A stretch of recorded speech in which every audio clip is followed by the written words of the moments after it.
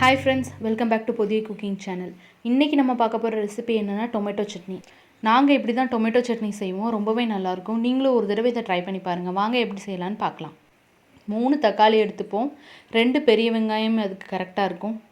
வெங்காயத்தை இந்த மாதிரி சும்மா கட் பண்ணி எடுத்துக்கோங்க. இதை வதக்க தான் போகிறோம். குட்டி குட்டியாலாம் கட் பண்ணணும்னு வேண்டாம். ஒரு சில் தேங்காய் எடுத்துக்கோங்க. அதாவது இந்த அளவுக்கு தேங்காய் எடுத்துக்கிட்டால் போதும். 1.5 ஸ்பூன் பொரிக்கடலை, அதோட 1 ஸ்பூன் உளுந்தம்பருப்பு எடுத்துக்கோங்க.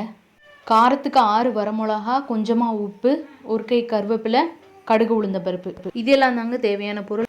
எல்லாத்தையும் வதக்கிடலாம். ஃபஸ்ட்டு அதுக்கு ஒரு பேனில் எண்ணெய் நல்லா காஞ்சதுமே அதில் கடுகு உளுந்தம்பருப்பு போட்டுக்கோங்க. கடுகு உளுந்தம்பருப்பும் நல்லா தெறிக்கட்டும். அப்புறமா நம்ம எடுத்து வச்சுருந்த அந்த உளுந்தப்பருப்பையும் போட்டு வறுத்துக்கலாம். அந்த உளுந்தப்பருப்பு லேசாக வறுபட்டதுமே நம்ம எடுத்து வச்சுருந்த 6 வரமிளகாவையும் போட்டுடலாம். மிளகாய் இந்த அளவுக்கு வறுத்த அப்புறமா நம்ம எடுத்து வச்சுருந்த ஒரு கை கருவேப்பிலையும் அதில் போட்டு நல்லா வதக்குங்க. இந்த சட்னி இட்லி, தோசை ரெண்டுக்குமே ரொம்பவே நல்லாயிருக்கும்.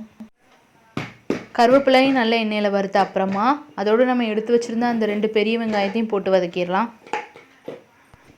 வெங்காயத்தை ஒரு 5 நிமிஷம் நல்லா வதக்கிட்டே இருப்போம்.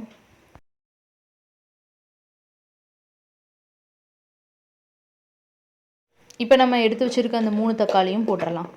வெங்காயம், தக்காளி இதெல்லாம் நல்லா வதங்கணும். அண்ட் இன்னொரு சட்னி ட்ராவல் சட்னின்னு சொல்லுவோம். சட்னி ரொம்ப நேரத்துக்கு கெடாமையே இருக்கும். நம்ம ட்ராவல் பண்ணுற டைமுக்கு யூஸ்ஃபுல்லாக இருக்கும். ஸோ அதை இன்னொரு நாள் அப்லோட் பண்ணுறேன்.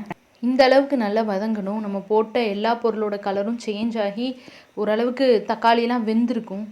இப்போ ரெடி ஆயிடுச்சு. இதை தனியாக ஆற விட்டுறலாம். இப்போ இதை ஒரு மிக்ஸி ஜாருக்கு ட்ரான்ஸ்ஃபர் பண்ணி நம்ம எடுத்து வச்சுருந்த தேங்காய், ஒரு சில தேங்காய், அதுக்கப்புறம் 1.5 ஸ்பூன் பொரிகடலை இதையும் போட்டு கொஞ்சமாக தண்ணி ஊற்றி அரைச்சி எடுத்துடலாம்.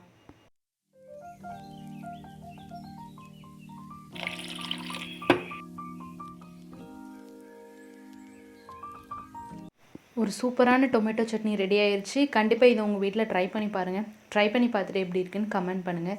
இந்த வீடியோ உங்களுக்கு யூஸ்ஃபுல்லாக இருக்கும்னு நினைக்கிறேன். இதே மாதிரி நிறைய ரெசிபி வீடியோஸ் நம்மளோட சேனலில் வரப்போகுது. நம்ம சேனலை சப்ஸ்கிரைப் பண்ணுங்கள் அண்ட் பக்கத்தில் இருக்க பெல் ஐக்கானையும் கிளிக் பண்ணுங்கள். அப்போ தான் நான் போடுற வீடியோ உங்களுக்கு நோட்டிஃபிகேஷனாக வரும். தேங்க்யூ ஃபார் வாட்சிங். இட்ஸ் மீ புதிய குக்கிங் சேனல்.